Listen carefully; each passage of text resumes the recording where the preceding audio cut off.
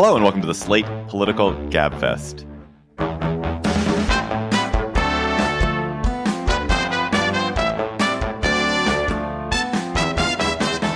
June 1st, 2023, the Kevin McCarthy Hercules of Capitol Hill edition. I am David Plotz of CityCast in Washington, D.C., Kevin McCarthy's city, Kevin McCarthy's town. I'm honored to be here. John Dickerson of CBS Primetime is far away in New York City. Hello, John. Hello, David. Hello, Emily. Emily Bazelon, further still, fully out of Kevin McCarthy's Titanic shadow of the New York Times Magazine and Yale University Law School, is in New Haven. Hello, Emily. Hey, David. Hey, John. This week on the Gabfest, the House passes a bill to extend the debt ceiling for 2 years. How bad was this whole business for the whole country, or maybe how good was it for the whole country? Then the Ukraine counteroffensive is coming. We will talk to Kori, Schake of the American Enterprise Institute and The Atlantic about where the war stands today. Then the fascinating fracture in the Texas GOP, where Attorney General Ken Paxton was just impeached for an incredible, immense set of corruption charges. Plus, of course, we'll have cocktail chatter.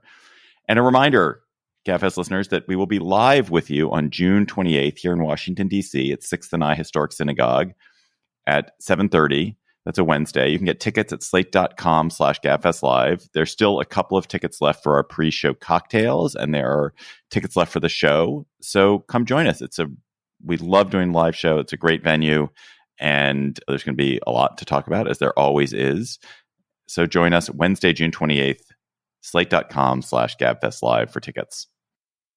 Hey there, Gabfest listeners. Before we get started, I want to let you know about a story coming up a little later in the show. It's from our partners at Macy's. For over a decade, Macy's has partnered with the Trevor Project, the leading suicide prevention organization for LGBTQ young people. From June 1st to June 30th, you can support the Trevor Project by rounding up your Macy's in-store purchase or donating online. Stick around to hear from Sophie from the Trevor Project. On Wednesday night, over protests from progressives and the far right, the House passed with a fairly broad majority the bill Speaker Kevin McCarthy had negotiated with the Biden administration to extend the debt ceiling and make various cuts, changes to several discretionary government programs.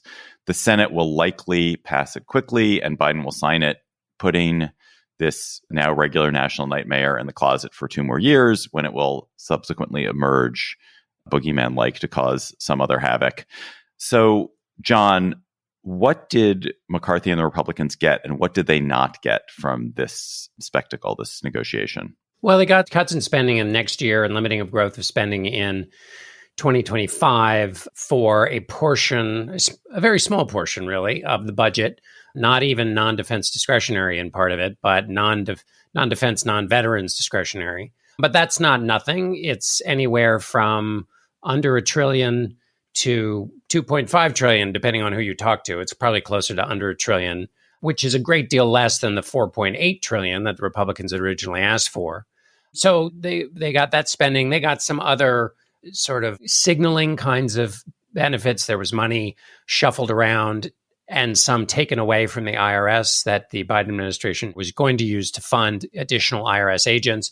It's not really clear that there will be a whole lot of damage to the Biden project at the IRS because of the way you can move money around. But nevertheless, they got a win sort of symbolically on that.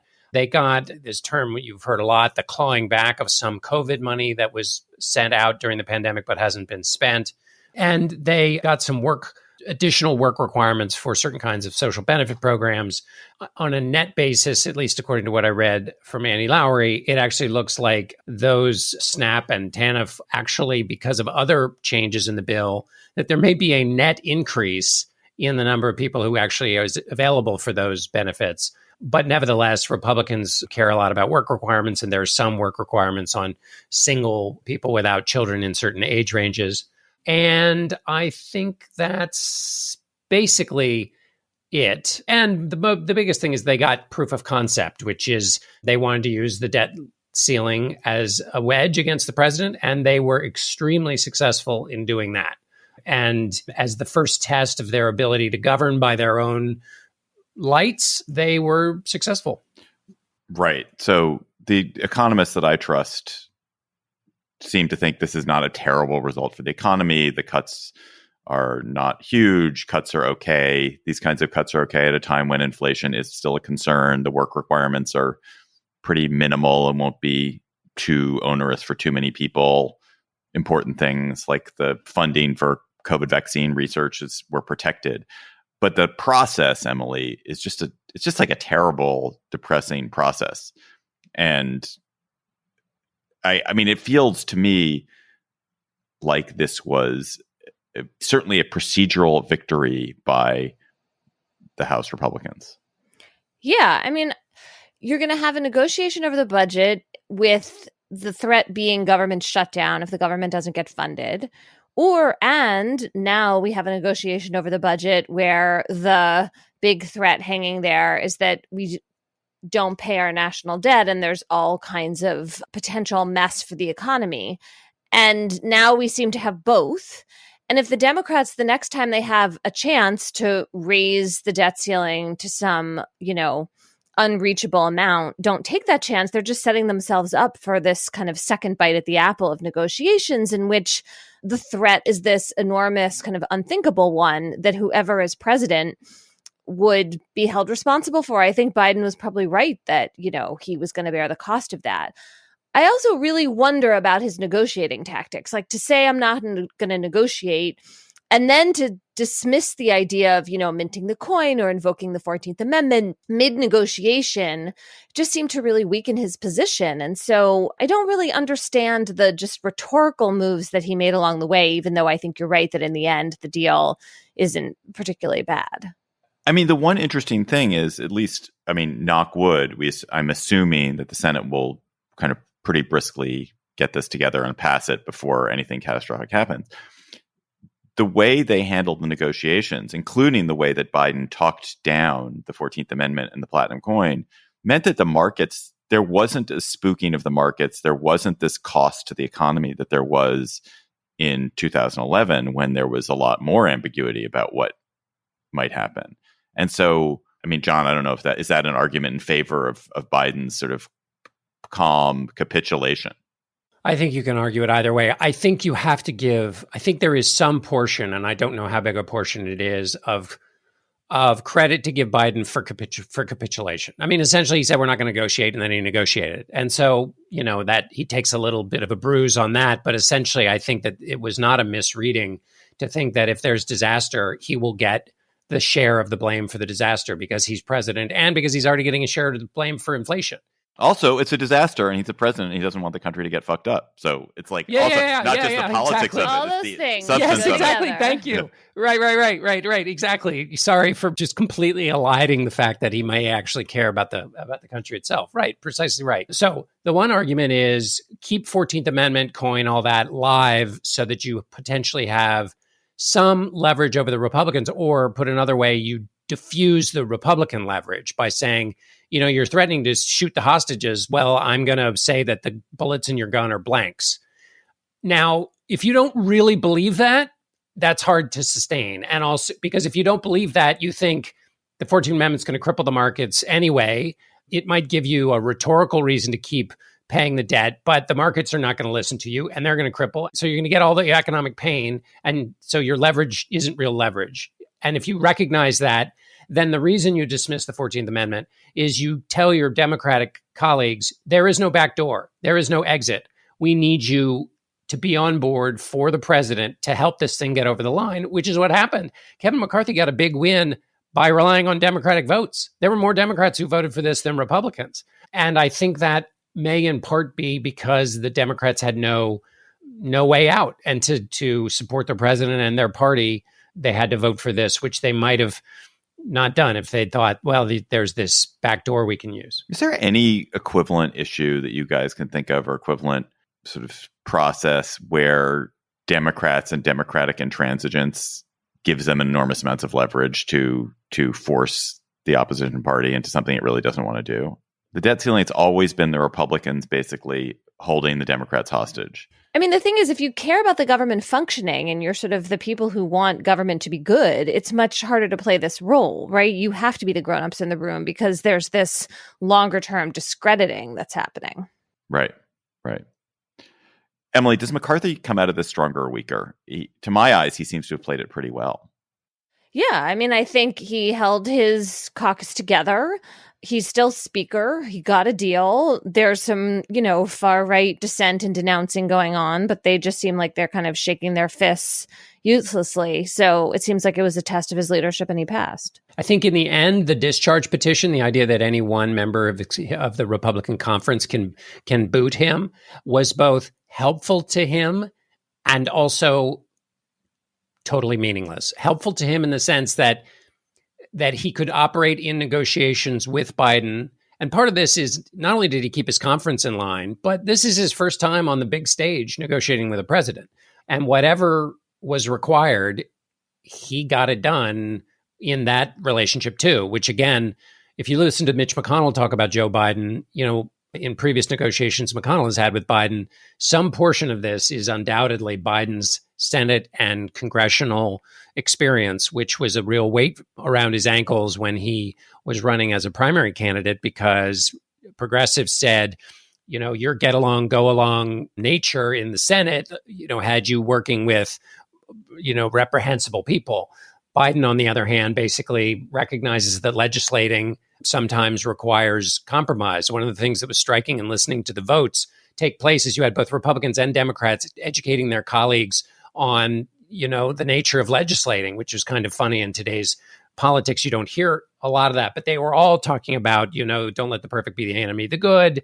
We only control one house of Congress and so on and so on and so forth. But McCarthy may, you can file a discharge petition, but then you got to have somebody to beat McCarthy with, and that person doesn't exist. So in the end, it wasn't a real threat, but by McCarthy operating under the pretension that it was a real threat, it probably calmed down some of those members of his more restive conference because they thought they had some special tool they could use against him, which might have kept them quiet while he was negotiating. Frank Foer, our friend, has a new book coming out about Biden, and it's called The Last Politician. That's the title. It's very much about this idea that Biden sees the world through this lens of political jockeying and negotiation and compromise, and that is not necessarily how everyone in politics sees it these days, but it's his greatest strength and probably a weakness too, but it is his greatest strength. I want to close just noting that what's hilarious about this was a negotiation about the debt and about the idea that the debt is completely out of hand and America is risks a catastrophe if it continues to pile up debt like this. And what's hilarious, of course, is the minginess of the solutions. Like if you were really concerned about the debt, you might look at any of the real drivers of it, Medicare, Social Security, the low tax burden of the rich, and you might attempt to tackle that. Did this attempt to tackle it? Were Republicans or interested in this at all? No, they were not. I can't support that view enough. When you look at the amount of energy expended relative to outcome, both substantively and qualitatively, in terms of focusing the conversation about the budget on the right places and dealing with it being not existent and not likely to lead to any more adult conversations about raising taxes or shifting earned benefit programs. It's so frustrating to see so much energy expended, as you say, David. Can I add one final question, which is, I think in evaluating what the Democrats got, I don't have an answer for this, but I throw it open or we'll leave it lie. But one of the things Democrats say is, well, this didn't cut Medicare and Social Security, and therefore that's a win for Biden. And so the argument goes that they really were interested in making Social Security and Medicare cuts as a part of this leverage play using the debt ceiling. There were definitely some who flirted with that on the Republican side. I never thought they were that serious. When Rick Scott is saying things, it's not going to happen. And so if it was not a serious effort, then it's not a big win for Biden. They're claiming it's a big win, of course, because they need to claim things that are a win when it looks like Biden was rolled by McCarthy in some people's eyes. But that, to me, is an unanswered question here. I never thought it was really that serious an effort here, and therefore it shouldn't be counted in the wins for Biden. I mean, that goes to the smallness of the fight and the way in which it almost feels symbolic. I mean, there's some changes, but in the end, it felt to me like the pipeline approval, the Mountain Valley Pipeline, which would carry natural gas across Virginia and West Virginia. That's probably the most significant thing that happened. Of course, Slate Plus members get so much bonus stuff for their membership. They get full episodes of certain Slate podcasts, full extra episodes, including new season of Slow Burn about Clarence Thomas. There are bonus episodes you'll get as a Slate Plus member. You get bonus segments on tons of Slate podcasts, including this one.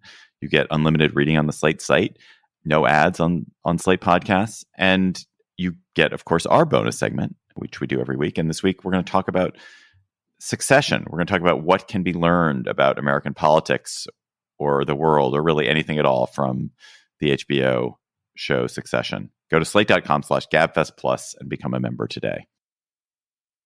This podcast is brought to you by Slate Studios and Macy's. Hey y'all, what's up? It's your girl, Anatoly. I'm a writer, creator, and a change maker. And the first step in making meaningful change is talking about the really hard things. Did you know that LGBTQ young people are 4 times more likely to attempt suicide than their peers? Macy's and the Trevor Project are on a mission to change that. The Trevor Project is the leading organization doing crisis intervention and mental health work for lesbian, gay, bisexual, transgender, queer, and questioning young people. My name is Sophie Good. I use she, her pronouns, and I'm a senior corporate partnerships manager at the Trevor Project. The Trevor Project is a suicide prevention organization. The work that we do is very serious and it's very urgent. As much as we see a bright future and see the opportunities to make change, we know that LGBTQ young people are in pain and in danger right now.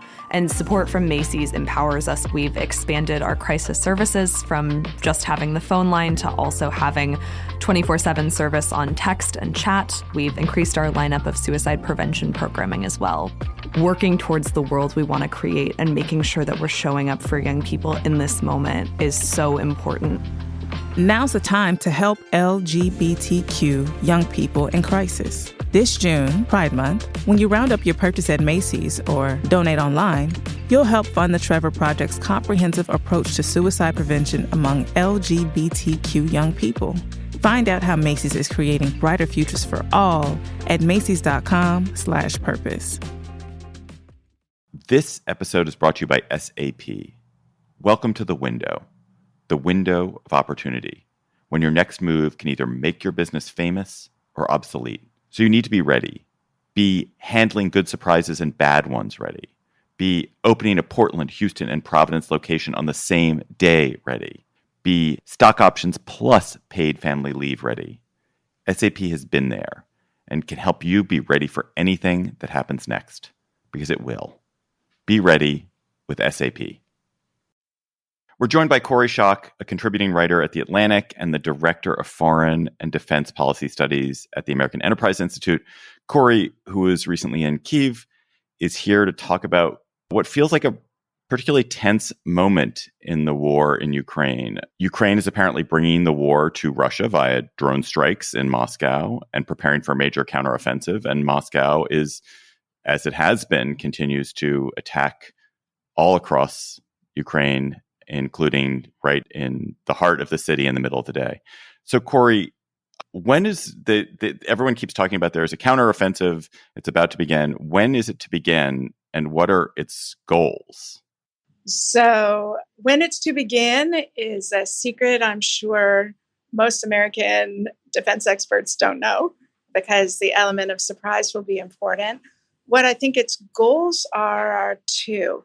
First, to reclaim control of Ukrainian people and territory that Russia is currently in control of.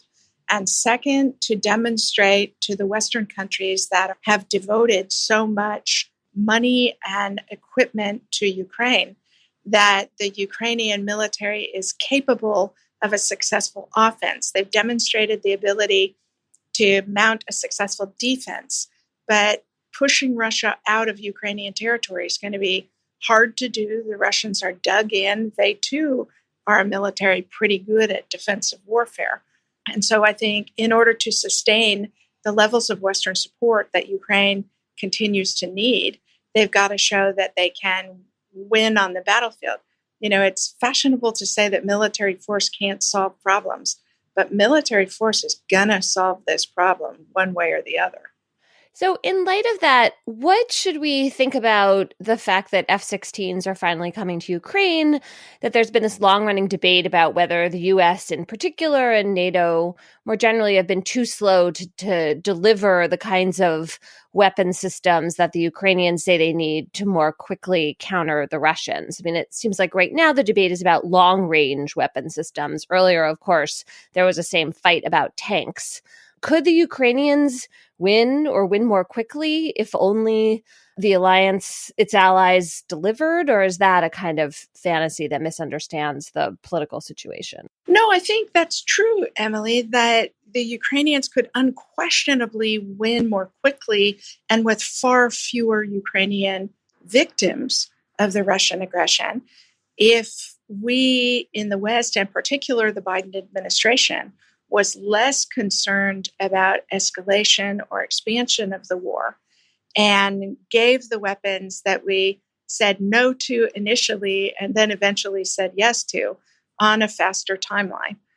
The reason that fighter aircraft matter, the reason that Ukrainians are asking for F-16s is because they're in large supply, not just in the American weapons inventory, but in a number of allied inventories. What Ukraine needs is the ability to have radars for search and missiles of range that they can stay outside of the Russian response envelope and be able to protect Ukrainian territory. We've given the Russians an enormous advantage by constraining the Ukrainians to give Russian territory as a sanctuary. That is, they can't use Western military equipment to attack Russian territory. And that gives a sanctuary of the kind the Taliban had in Pakistan or the North Vietnamese had during the Vietnam War. It's very difficult to win a war when an adversary has sanctuary. And so I hope eventually, as Britain's foreign minister previewed in the last week, that we will relax that constraint. One other quick thing in response to why fighter planes matter is that the front where combat is occurring and will occur during the offensive is 1,500 kilometers long. So the ability to quickly be able to bring firepower to bear against Russian forces that are either successfully defending or mounting a counteroffensive. 1,500 kilometers is a long stretch of battle space, and aircraft can deliver firepower for Ukraine, provided that they can stay out of the Russian response envelope. Kori, evaluate the reasons that the U.S. doesn't want to give planes or anybody else wants to give planes. I mean, I guess the argument has been they don't want the Ukrainians going into Russia. What do you make of that argument? So I think there are four arguments. And the one you just mentioned, the concern about targeting Russian territory, the Biden administration is not wrong to worry about escalation. I personally think they are over concerned about escalation, and that, the fact that the Netherlands, Norway, Britain, Denmark, and Poland are willing to provide fighters or training, and they are much more likely to be retaliated against than the United States is. I think the fact that they are already out ahead of the United States suggests to me that we're perhaps unduly concerned. But it is a legitimate argument. The other legitimate argument is that the costs are mounting and supplies aren't inexhaustible. And so helping the Ukrainians think carefully about what do you need most, what's the most cost-effective way to provide that capability. And that has been a legitimate concern against providing fighter aircraft for some time. The two arguments that I think are invalid and are actually incredibly condescending are either that, well, the Ukrainians don't need this, to tell people a year into a war where they're holding their own against what we thought was the second or third best army in the world is incredibly patronizing. And the other patronizing argument is, well, it'll be hard to figure out how to use it or to sustain it when Ukrainians on a war footing have blown through the timelines it takes American military forces to train up to use these kinds of weapons. Going back to the counteroffensive, Kori, so it is, as we've seen in the last year of warfare already, it's very, very hard to win a trench war. We've seen that throughout the 20th century. And the default state of trench warfare is kind of armies grinding at each other with the defender causing huge casualties for the attacker. What reasons are there to hope that a Ukrainian offensive might be different? That's a great question, David, because you're right. I mean, trench warfare bogs down. I think there are a couple of reasons. One, what I heard both from the defense minister and from military folks when I was in Kyiv a couple of weeks ago, is that they think, the Russians have taken 100,000 casualties just since December. So they are leveling up to close to 300,000 casualties that the Russians have taken since the start of the war. And the Ukrainians think, perhaps a little optimistically, that the Russian military may now be incredibly brittle and that when hit will break. And so that is one way you break the stalemate. And that's actually what the Russian military did in World War I, right? People just started leaving. A second way you break the logjam of trench warfare is overwhelming reinforcements. That's the argument of American entry into World War I, that by the summer of 1917, we were sending 10,000 soldiers a day into the European front. And there, I think, the Russians tried to raise 300,000, tried a mobilization of 300,000. They got 236,000 and 1,300,000 Russians fled the country. So the sand is running through the hourglass on Russia's ability. We don't have very good visibility into how fast the sand is running through the hourglass on the Ukrainian side. And so that's one of the big unknowns that could break very positively for Ukraine. Or if Ukraine doesn't have the troops to feed into the fight, could prove incredibly compromising for Ukraine. In that same vein, what do you think the effect of these drone strikes in Russia is on Russian public opinion? I mean, there's the possibility that this could put pressure on Putin to end the war or decrease the war. And then the other idea that Russians could rally to Putin's side because they feel threatened. And I wonder how you feel like this is factoring in. I think that's a really important question. And I noticed that the drone strikes inside Russia are focused on military targets, fuel dumps, ammunition supplies, or Russian leadership targets.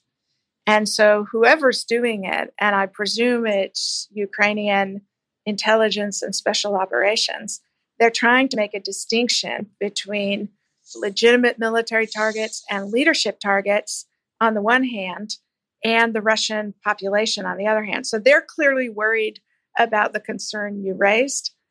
It seems to me, though, that, Russians appear to support this war.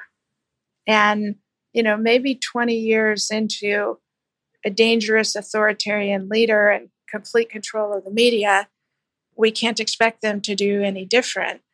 But I think we should anticipate they will continue to support the war because that's their safe option. One other quick thing on this subject, though. When I was in Ukraine, the most interesting thing that I heard anybody in the Ukrainian leadership say is that they think the challenge to Putin's control of the country has been underway since the fall. That is, that it's not that Putin is permitting Prigozhin to go after the military leadership and the musical chairs that's going on among the military leadership, that it's not that Putin's permitting that, it's that he can't prevent it. And so one other way this could end is the fracturing of Russian control. That actually, I'm going to pick up right there because I wanted to ask you about Prigozhin. What's your read? What's the Ukrainian read based on your visit of what exactly is going on and what that says about the brittle nature of the Russian forces? And if I could kind of bolt onto that, why are the Russians so bad? And are they getting any better? I think about that question all of the time, John. So first, Prigozhin has apparently political ambitions in Russia and started the campaign in Bakhmut in August, thinking he would show the despondency of the regular Russian military and the superiority of his crack mercenaries. It took him, 9 months, and he barely eked out a win at enormously high casualties. And so one positive sign for me about the direction of the war is Prigozhin arguing that his mercenaries are going to pivot back to Africa. Because if they were succeeding in Ukraine, he'd be there taking credit for the success in Ukraine. To your bigger question about why are the Russians so bad at this, it is such a shock to me. And I think it is to a lot of folks who think of ourselves as defense experts that we so overrated the capabilities of the Russian military. The first thing I should say is that, it's hard to tell how good an army is until you fight it. War is a gambler's paradise, and it's very hard to tell who will be good at it because exactly as the boxer Mike Tyson said, everybody's got a plan until they get punched in the face. And the nature of winning wars is about how a military adapts once things don't go according to plan. And what we have seen is at least up to the brigade level of operations in Ukraine, they're fabulous at adaptation. They are fabulous at linking the strengths of the broader civilian society and roping them in support of the war effort. Teenage kids with personal drones doing surveillance that they can report the locations of Russian military units through a government-designed app that helps the military do their targeting. I mean, that's amazing.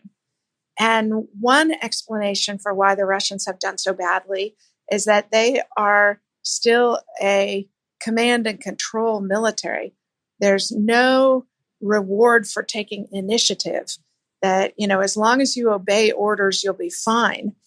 But the nature of Western military operations is to push initiative down to the lowest level of operations so that people can see what's happening tactically and respond very quickly and creatively, given what ammunition they have, what mobility they have. It's very hard to run a top-down war. And the Russians continue to try and run a top-down war, whereas the Ukrainians are much nimbler and more adaptive. But it's also true that the Russians are adapting, and in particular, the way that they are using drones in conjunction with cruise and hypersonic missiles in order to try and exhaust Ukrainian air defenses. So super short, Kori, does that mean, or do you think that means, or there's the potential for that to mean that there's a difference in the home field advantage in warfare, that because of the adaptability allowed by personal communications and drones and all of these electronics, that it's going to be harder for militaries to go onto other people's territory because of those kinds of networks that have been so quickly built up in Ukraine? Absolutely. The home field disadvantage is that your own population is at risk. But if you look at the speed with which Ukraine has deployed railroad repairs, power repairs, that's a huge advantage that won't accrue to everybody on their home field, right? I don't think the Russians would be able to manage that in the way that the Ukrainians have. The other thing that I would say on that is that persistent surveillance of the battlefield really is a new element we are seeing. The transparency with which it's difficult to mass forces. It's difficult to disguise forces. It's difficult to move them without people knowing where they're going. That's going to be a big advantage at the lower levels of operations. And that's precisely where we've seen the Russians struggle in Ukraine. Kori of The Atlantic and American Enterprise Institute, thank you so much. Thank you so much, Kori. Thank you, my friends. This episode of the Gabfest is brought to you by Saatchi Art, where you can shop original artwork by the world's top emerging artists right from your home. The world is frenzied and difficult and complicated. You're a Gabfest listener, you know that.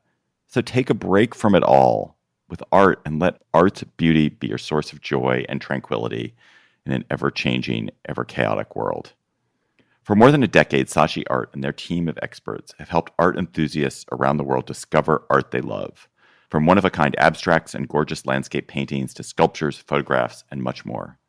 Saatchi Art believes that art brings joy to your home, whether you're looking for that perfect statement piece for your living room or meaningful work to express your personal story. Saatchi Art has artwork from thousands of emerging artists around the globe, so you're guaranteed to find art that fits your style, space, and budget. And they have a really intuitive search option. So finding the perfect artwork is really easy. And if you want help, you can work with one of their complimentary art advisors to get personalized art recommendations.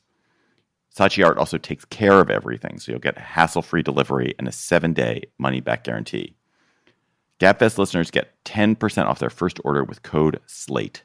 Just go to SaatchiArt.com and enter SLATE at checkout. That's SAATCHI art.com, code SLATE. Discover one-of-a-kind art you love today and support emerging artists around the world. Go to SaatchiArt.com. Ken Paxton, if he did not exist, a novelist would have had to make him up. The Texas Attorney General is brazenly, magnificently corrupt. We will get into the details shortly. He is so corrupt that he managed to get himself impeached in the Texas State House of Representatives, a body overwhelmingly made up of Republicans who overwhelmingly voted to impeach him. He is now, at some point, going to be tried in the Texas Senate, the Senate where his wife serves as a senator. But who knows how she feels, given that about a quarter of his corruption charges relate to Paxton's mistress. But the civil war in the Texas GOP is delightful, but probably ultimately not that important, since there is really no doubt that Paxton's successor as Attorney General, if there is a successor, will also be a Republican and will be as right-tilting as he is.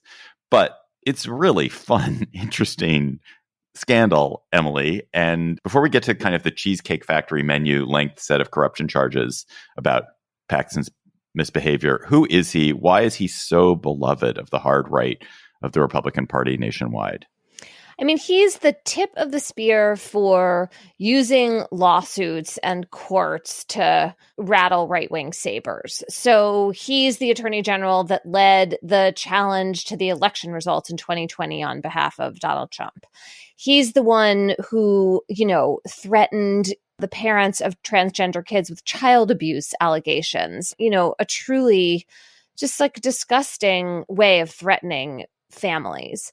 And there have been lawsuits about immigration, about abortion. I mean, he's the person who gets together Republican attorneys general and uses the courts to just really promote this right-wing agenda. Totally. For that reason, I actually think this is kind of significant because even if he's replaced by someone who's just as, hard right as he is, the idea that that person is going to immediately jump into this very prominent role and be the tip of the spear, the guy who says, let's charge ahead, let's do, the most extreme thing possible. I don't think that is actually easily replaced. Oh, but don't you think that 27 other attorneys general, Republican attorneys general watching Paxton have realized, oh yeah, this is a great place to be. If Paxton's not there, there's going to be jockeying by the attorney general in Missouri and Mississippi and Arkansas and Montana to play that role. Yeah, I mean, you're right. There's a vacuum to be filled, but it still takes a little while to figure out who that person is going to be, whether,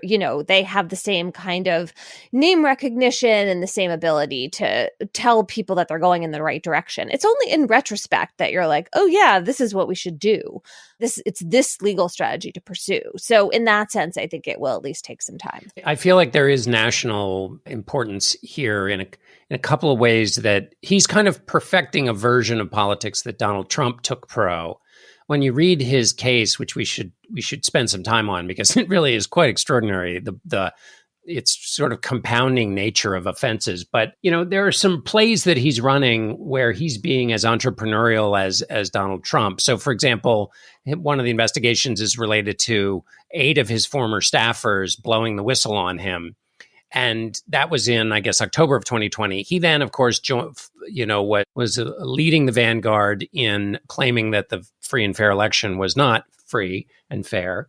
And because of his role in that, he can say, oh, I'm under partisan persecution, even though these are former staffers of his own team. So in other words, when you get in trouble, do something partisan so that when you get called on for the things you did in the past, even though there was no political motivation at the time, you can claim that you are under political persecution.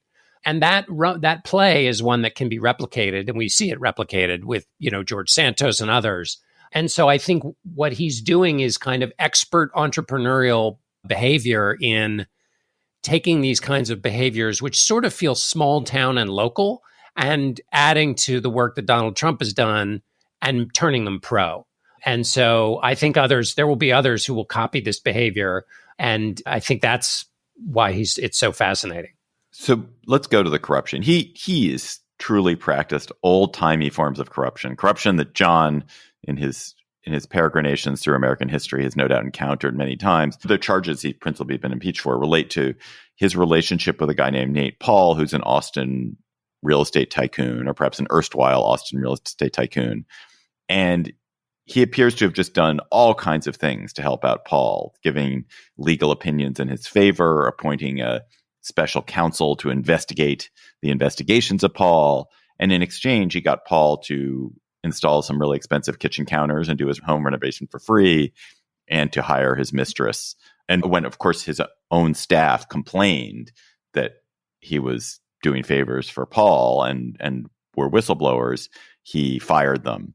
And it just feels like very LBJ or something. It's really got a kind of a nice 19th century even vibe to it. Right. Or small town. I mean, it feels like the kind of thing you can get away with when you own everybody. And I mean, his Senate trial, one of the facts I read was that he served when he was in the legislature with 21 of the senators who are going to be ruling on his I don't know whether that doesn't include his actual wife, which, as David pointed out, there's some complexity there because his mistress the mistress is one of the ways in which this feels like gaudy Texas jewelry, where it's just gold clumped upon gold. That's right. It's like we forgot the mistress. Let's add a mistress. Don't forget, these are conservative Christians, too. Yeah. I mean, so here you have this married Christian crusader who has an affair with a woman, but that's not enough. He then asked the developer that he's, according to these aides that work for him, in this relationship with, from a legal standpoint, to then hire the mistress. It's not just enough to have a mistress.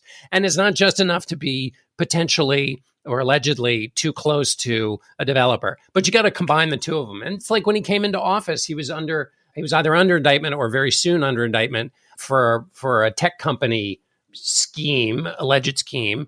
And one of the donors to his legal defense fund from Arizona, he hired his son, and the son then gets charged or fired for showing child pornography. So it's not just enough that you hire the son of a person donating to your legal defense fund, which was also donated to by a person who had business before the Attorney General, as was reported. So it's like these compounding elements to the various things. And the only final thing I would say is that you don't have to believe any of the charges against him. His defense for himself, I mean, he's only a few steps away from saying something like, who are you going to believe, me or your lying eyes? You know, the defenses are kind of increasingly hard to swallow given all the claims against him. And for all that, I mean, the legislature only acted once he agreed to pay a $3.3 million settlement to the whistleblowers he retaliated against. And then charged Texas for that. Like, that's the part that they couldn't stomach. It was the actual payoff that coming out of state coffers. I'm interested in your take on one of the arguments that Paxton's defenders have made, which I've also heard made in other circumstances, which is Paxton has won 2 elections while under investigation. And one of his main defenses is, oh, this was litigated by the election. And this is something you also heard people say about various Trump things, like all the sort of Trump misdeeds that from pre-2016 are allegedly wiped out. Oh, the voters knew about it. They voted for him anyway. So that's it. Is anything ever settled by an election when it comes to corruption and crime? Does an election wipe any slate clean ever? I mean, I think it's a pretty strong argument. You make the argument that the remedies for this are political, not legal, and that the voters had all of this in front of them and they chose to ignore it, and politics should proceed. The argument on the other side, of course, is that what impeachment is for is exactly this kind of just like gaudy, well-documented illegality. And that's where you've kind of crossed the line, right? And where we are back in the 19th century, where people got impeached for things like, wanton drunkenness and suitcases full of money. And once you're in that territory, then you want the colleagues, right? Or the peer people in government, the other branch, to be able to weigh in separately. And that's what the Republican House in Texas, the bipartisan vote in Texas, sets up for this trial in the Senate. I think when it's actual law breaking, the law makes its ruling, and the voters can vote him in or not, and it doesn't matter. The law is the law.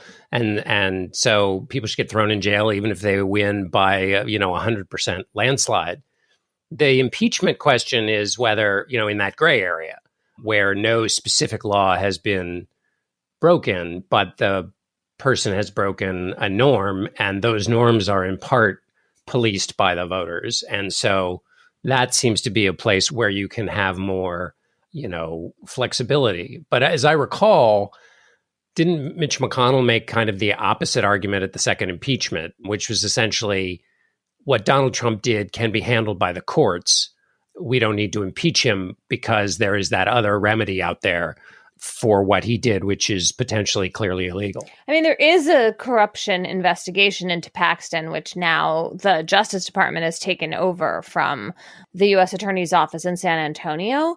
But, that's like another track. I mean, that's what you're saying, right? Like whether someone should face criminal charges is different from this remedy of impeachment, which is kind of in the middle. I mean, you have different kinds of standards of evidence. You have a different body sitting in judgment.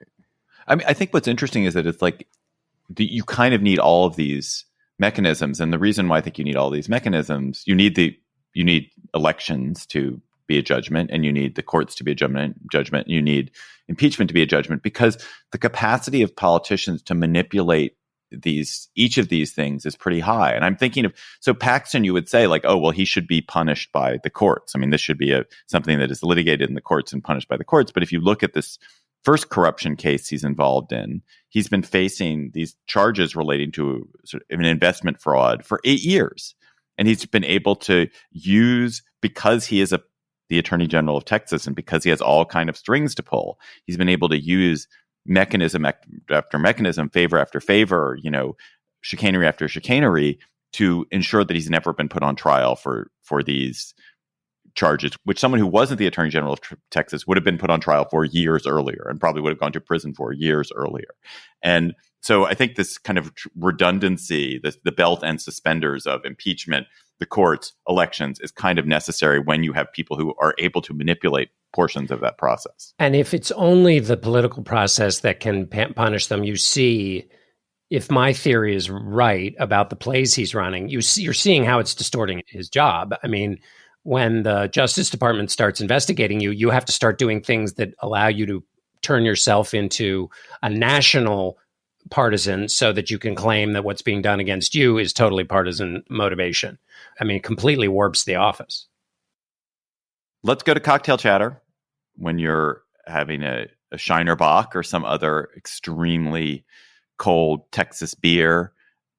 John Dickerson, what are you going to be chattering Well, I'm about? going to be chattering about, and I feel like there was drinking surely involved in this, is the possibly 600-year-old cheese rolling race in England. It's held near Gloucester, this cheese rolling event, and Cooper's Hill, which is in Gloucester, is where they roll down a 7-pound wheel of double Gloucester cheese, and the competitors at the top chase the wheel of cheese down the 200 yards hill, and the first person there wins the race, and then, of course, wins the wheel of double Gloucester.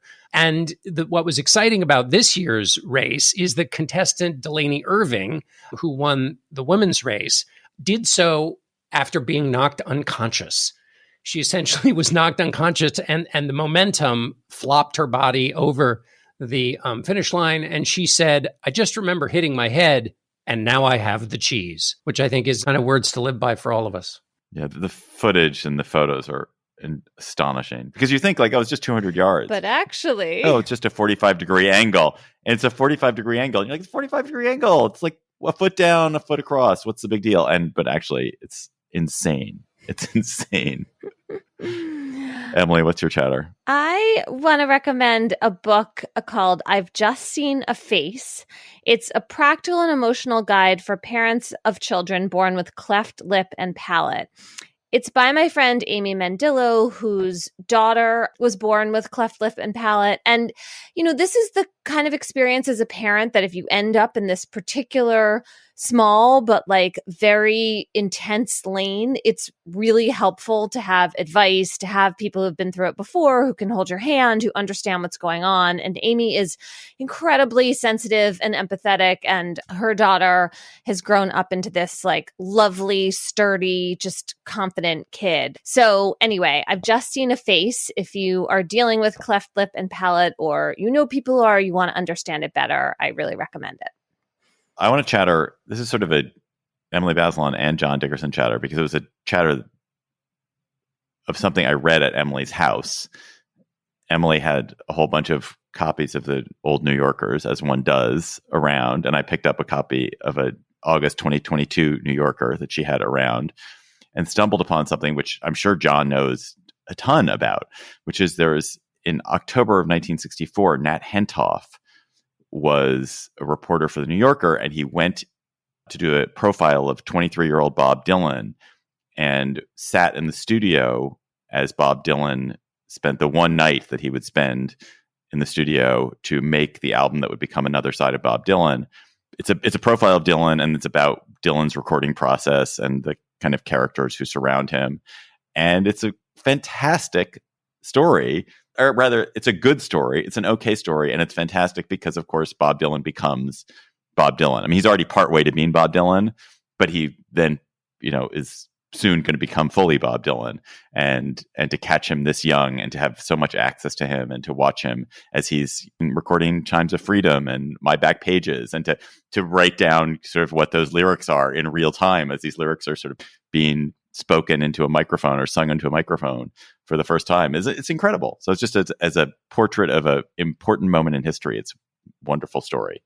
Have you read this, John? I read it so long ago, and I'm so excited you brought that up, because I have independently, or maybe not independently, one forgets over the course of life whether a thought is new or you're just rediscovering something you once thought before. But that period has always been so interesting to me, because the previous album to Another Side of Bob Dylan, which was made in 1964, was The Times They Are Changin' from 1964, which is kind of the pinnacle of, in my mind anyway, the protest singer Bob Dylan.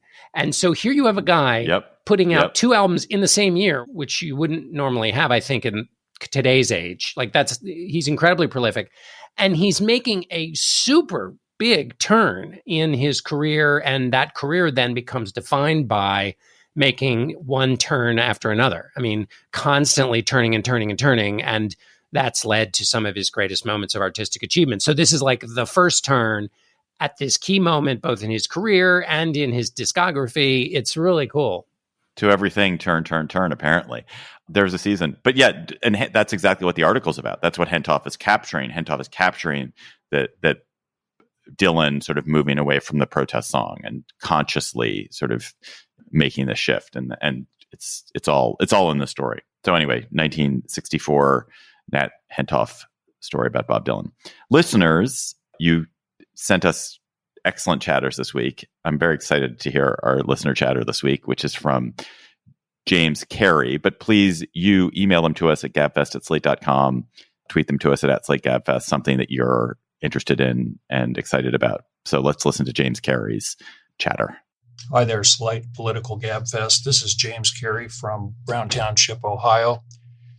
My listener chatter is regarding President Dwight Eisenhower, who remains arguably the best cook among our American presidents. When Ike was president of Columbia University after World War II, the students asked him for a recipe, thinking perhaps Mamie would provide them with a cake recipe or perhaps some cookies.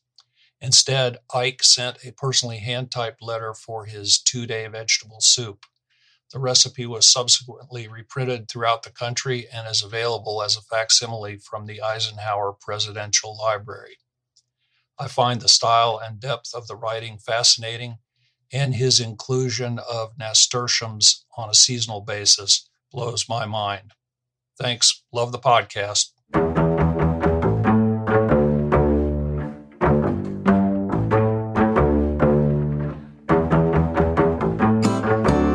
That's our show for today. The Gabfest is produced today by Jared Downing. Usually, of course, it's Shana Roth. Our researcher is Julie Hugan. Our theme music is by They Might Be Giants. Ben Richmond is Senior Director for Podcast Operations, and Alicia Montgomery is the VP of Audio for Slate. Please follow us on Twitter at Slate Gabfest and email chatter to us at gabfest@slate.com. For Emily Bazelon and John Dickerson, I'm David Plotz. Thanks for listening. We will talk to you next week. Hello, Slate Plus. How are you? The overlap between watchers of Succession and listeners to the Gabfest, I suspect, is really, really high. Though I don't think we've ever talked about the show. I feel like I've tried. Yeah. John doesn't watch it. We're going to have spoilers aplenty in this Slate Plus segment. So stop listening if you don't want the spoilers. Emily and I watched the show avidly. John, you watched it not at all? I've never watched a single frame of it. But I don't claim that as any kind of virtuous thing at all. What do you claim as a virtuous thing? Name something you claim as a virtuous thing. My constant selflessness in my marriage and family life.